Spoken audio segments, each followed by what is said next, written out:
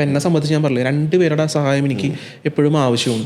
അപ്പോൾ നമ്മളുടെ കൂടെ വരുന്ന അമ്മയാണെന്ന്, ഇപ്പോൾ അമ്മയാണ് കയറുന്നതെന്നൊക്കെ എൻ്റെ കൂടെ, അമ്മച്ചിക്ക് എന്നെ ഒട്ടും ഒരു തരത്തിലും ഹാൻഡിൽ ചെയ്യാനായിട്ട് പറ്റില്ല. അപ്പം അത്തരം ഒരു സാഹചര്യത്തിലുള്ളവരും കൂടെ റെയിൽവേ പരിഗണിക്കണമെന്നാണ് എൻ്റെ ഒരു ആവശ്യം എന്ന് പറയുന്നത്. പിന്നെ അതുപോലെ നമുക്ക് ഇപ്പോൾ സ്വന്തമായിട്ട് വാഹനമുള്ളവർക്ക് ടോളിലൊക്കെ എക്സംഷൻ ഉണ്ട്.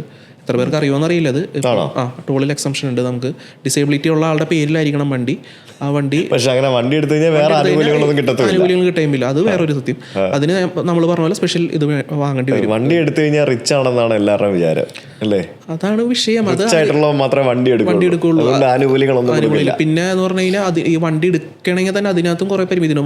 1000 cc ഇതിനകത്ത് താഴെയാണെന്നുണ്ടെങ്കിൽ ഇതുണ്ട്. പക്ഷെ 1000 cc താഴെ ഏത് വണ്ടിയാണെന്ന് പറയുന്നത് വണ്ടികളില്ല. നമുക്ക് വീൽ ചെയർ കയറ്റാനും പറ്റില്ല. ഇപ്പൊ എന്റെ തന്നെ ഇലക്ട്രിക് വീൽ ചെയർ ഉള്ള ആളാണ് ഞാൻ. എനിക്ക് ഇലക്ട്രിക് വീൽ ചെയർ ഇങ്ങോട്ട് കൊണ്ടുവരാൻ പറ്റില്ല. എന്റെ വണ്ടി എന്ന് പറഞ്ഞു കഴിഞ്ഞാൽ മറ്റേ ടാറ്റ ഇൻഡിക്കയാണ്. ഇൻഡിക്കയിൽ നമുക്ക് മാനുവൽ ഈ വീൽ ചെയർ ഫോൾഡ് ചെയ്ത് കൊണ്ടുവരാനേ പറ്റുള്ളൂ. ഞാൻ റാമ്പുള്ളൊരു വണ്ടി ചെയ്യാന്ന് വിചാരിച്ചു കഴിഞ്ഞാൽ അതിന് ഒരുപാട് തടസ്സങ്ങളുണ്ട്. ഈ പറഞ്ഞതുപോലെ ഒരു പ്രൈവറ്റ് വണ്ടിയിൽ കാരിയർ വെക്കണമെങ്കിൽ വരെ ഇതുണ്ടെന്ന്, ഫൈൻ ഉണ്ടെന്ന്. ഇപ്പോൾ ഞാനിപ്പോഴൊക്കെയാണ് മനസ്സിലായത്. ഞാൻ വീൽ ചെയർ മുകളിൽ വെക്കാനായിട്ട് കാരിയർ വെക്കാനൊക്കെ അന്വേഷിച്ചപ്പോഴാണ് പറയുന്നത് അജറിന് അതിന് ഫൈൻ വരോട്ടാന്ന്. ഞാൻ പറഞ്ഞു ഞാനതിന് അപ്രൂവൽ വാങ്ങുന്നില്ല. ഞാൻ അതിൻ്റെ കാരിയർ പിടിപ്പിച്ചിട്ട് ഞാൻ അത് വീൽ ചെയർ വെച്ചിട്ട് നിങ്ങൾ മറ്റേ ക്യാമറയോ അത് വെച്ചിട്ട് ഫോട്ടോ എടുത്ത് എനിക്ക് അയച്ചതാ. ഞാൻ എന്നിട്ട് ലീഗലായിട്ട് മൂവ് ചെയ്തോളാന്ന് പറഞ്ഞു. അപ്പോൾ അല്ല അങ്ങനെ ജസ്റ്റ് സൂചിപ്പിച്ചെന്നുള്ള ചെറിയെന്ന് പറഞ്ഞു. ഒരു ദിവസം പറഞ്ഞ കേട്ടോ, ചിലപ്പോൾ അവരെ നമ്മളുള്ള സ്നേഹം കൊണ്ട് പറഞ്ഞായിരിക്കും വിഷയം ആവണ്ടെന്ന് വെച്ചിട്ട്. പക്ഷെ എന്നാലും ഞാൻ ആലോചിക്കണോ, നമുക്ക് വേണ്ട സൗകര്യങ്ങൾ ചെയ്യുമില്ല. നമ്മളായിട്ട് എന്തെങ്കിലും ഒരു കാര്യം ചെയ്യാൻ നോക്കുമ്പോൾ അതിന് 100,000 തടസ്സങ്ങളുണ്ട്. ഞാൻ മനുഷ്യാവകാശ കമ്മീഷനിൽ ഞങ്ങളുടെ ഈ രോഗികളുടെ ഒരു ഇത് സംബന്ധിച്ച് കേസ് കൊടുത്ത ആളാണ്. ഞങ്ങൾക്ക് വേണ്ട പുനരധിവാസ കേന്ദ്രം വേണമെന്നൊക്കെ പറഞ്ഞൊരു കേസ് കൊടുത്ത ആളാണ്. അന്ന് കേസ് കൊടുത്തപ്പോൾ ഞാൻ അവരോട് പറഞ്ഞൊരു കാര്യം, നിങ്ങളൊരു കാര്യം ചെയ്യേണ്ടത്, അടിയന്തരമായിട്ട് ചെയ്യേണ്ട ഒരു കാര്യം എന്ന് പറഞ്ഞു കഴിഞ്ഞാൽ ഈ 80% അല്ലെങ്കിൽ 75% മുതൽ ഇത്തരത്തിൽ ജനിതക രോഗങ്ങൾ അല്ലെങ്കിൽ തീർത്തും പറ്റാത്ത ആൾക്കാരെ അവർക്ക് സ്വമേധയാ ഒരു തീരുമാനം എടുക്കാൻ പറ്റുന്ന പക്ഷം നിങ്ങൾ ദയാവധം അനുവദിക്കുക. ഈ 31 വയസ്സുള്ള ഞാൻ അവരുടെ മനുഷ്യാവകാശ കമ്മീഷൻ ഇതിൻ്റെ മുന്നിൽ ചെന്നുകൊണ്ട് ദയാവധം അനുവദിക്കണം എന്ന് പറയണമെന്നുണ്ടെങ്കിൽ നിങ്ങൾക്ക് തോന്നുന്നുണ്ട് എനിക്ക് ദയാവധം എന്താണെന്ന് അറിയാത്ത ആളാണെന്ന് തോന്നുന്നുണ്ടോ? അപ്പം നമ്മൾ ഈ സംസാരിക്കുന്ന നിമിഷം ഇത് ലീഗലാക്കി കഴിഞ്ഞ് കഴിഞ്ഞാൽ ആപ്ലിക്കേഷൻ ഏറ്റവും കൂടുതൽ പോകുന്നത് ഈ കേരളത്തിൽ നിന്നായിരിക്കും. എനിക്ക് 100% ഉറപ്പാണ്. ഞങ്ങളുടെ ഗ്രൂപ്പിൽ നിന്ന് തന്നെ ഒരുപാട് പേരുണ്ടാവും. അത്രയും ഞങ്ങൾ സ്ട്രഗിൾ ചെയ്യുന്നുണ്ട്. ഇപ്പം ഞാൻ ഈ സംസാരിക്കുന്ന നിമിഷം എൻ്റെ കൂടെ ഇപ്പം എൻ്റെ അമ്മയുണ്ട്, എൻ്റെ സുഹൃത്തുക്കളുണ്ട്. നാളെ അവരെല്ലാവരും എല്ലാ കാലത്തും എൻ്റെ കൂടെ ഉണ്ടാവണമെന്നില്ല. അപ്പോഴും എനിക്ക് ജീവിതം ഉണ്ടെന്നുണ്ടെങ്കിൽ എനിക്ക് മുന്നോട്ട് കൊണ്ടുപോയാലേ പറ്റൂ.